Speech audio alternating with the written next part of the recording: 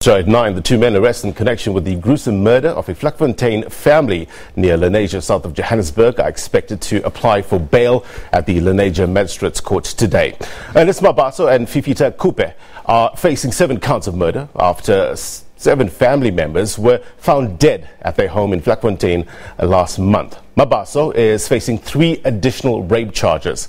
Both suspects will be making their 3rd appearance in the dock this morning. They are both expected to making formal bail applications. During their previous appearances, 61-year-old Khupe was due to apply for bail alone after 27-year-old Mabaso chose to abandon bail. However, at the last minute, Mabaso changed his mind and decided to also apply for bail.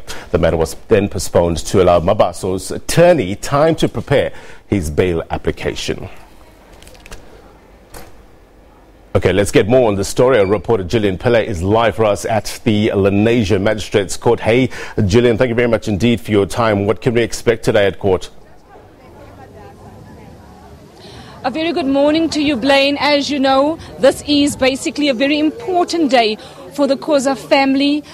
Those 2 accused now putting forward submissions why it's in the interest of justice that they should be released on bail. They face quite a serious offence, which is now categorized as a Schedule 6 offence. So the onus really rests on them to present really compelling reasons why it's in the interest of justice that they should be released on bail.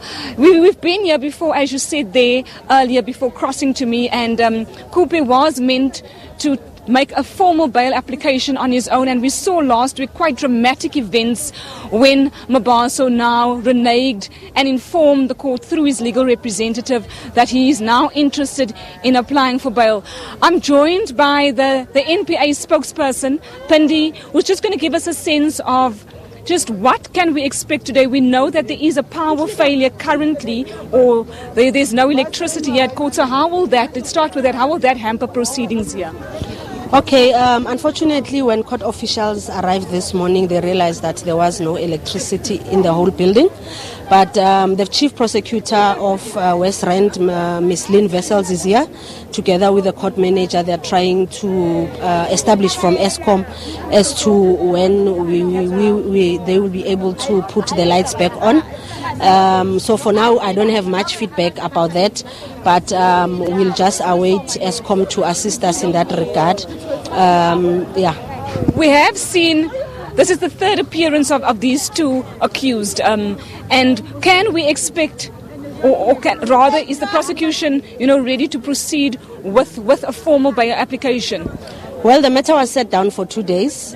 Today, the court will hear the applications of both applicants who will be applying for bail, and the state is expected to respond to their applications tomorrow. Hence, the matter was set down for today and tomorrow. But we still maintain as the state that there are no suitable candidates for bail, and we will be opposing such applications.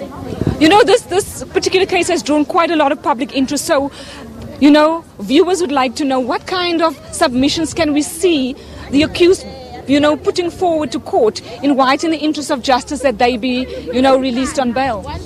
Well, unfortunately, as the NPA, we are not at liberty to divulge court proceedings out in the public and in the media spaces. But the whole action will be inside court, where issues must be ventilated. So I will urge the public and the media to await that process to unfold.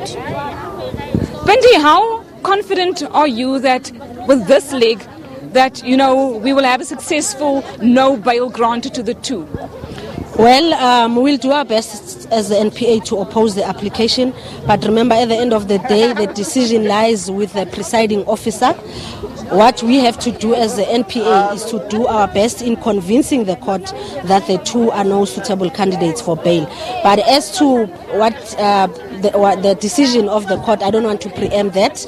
As the NPA, we cannot really preempt what the court will decide, but we would have done our best as the NPA to present a formidable case that is opposing the bail of these 2 applicants.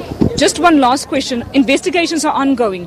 And how confident are you with the stage of investigations where it stands, that we could possibly, I know without preempting, getting a successful prosecution? I mean, it is a case that has drawn quite a lot of public interest. We're seeing the community of Vlakfontein again out here in great numbers, as they have in the other two appearances.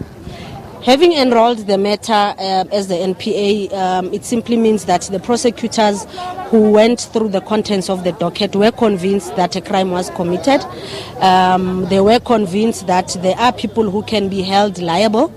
And as for the state, is now upon us as a state to prove that crime was indeed committed, and to prove the identity of the person who has committed the crime. So at this stage, we are at a stage where it is still allegations against the two accused, and the onus lies with the state to prove its case. Blaine, that was the NPA spokesperson Pindi Majondundwana, giving us just a sense of what we're likely to expect in court. But just to recap, we do have a power failure currently here at the Lenasia Magistrate's Court.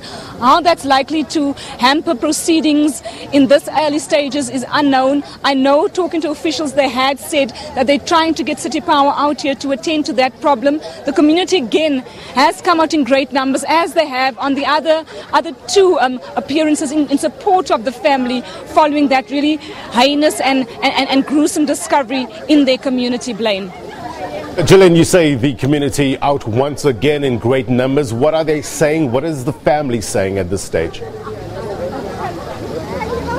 You know, Blaine, when Mabaso had indicated to court that he would like to apply for bail, it was quite shocking for the family when we had spoken to them, as well as the community. From the onset, from day one, when there was that first appearance at court, they already had the sentiments that they wouldn't want these two to get bail. And if they do get bail, there's the kind of, sentiments that they would be taking the law into their own hands. We do know that, there's been quite a lot of talk with the community to give the court process really time to listen to these submissions and obviously take into account that if it is in the interest of justice or not for them to be released on bail. But we're waiting on that in a short while from now, where those submissions will be made by those two accused.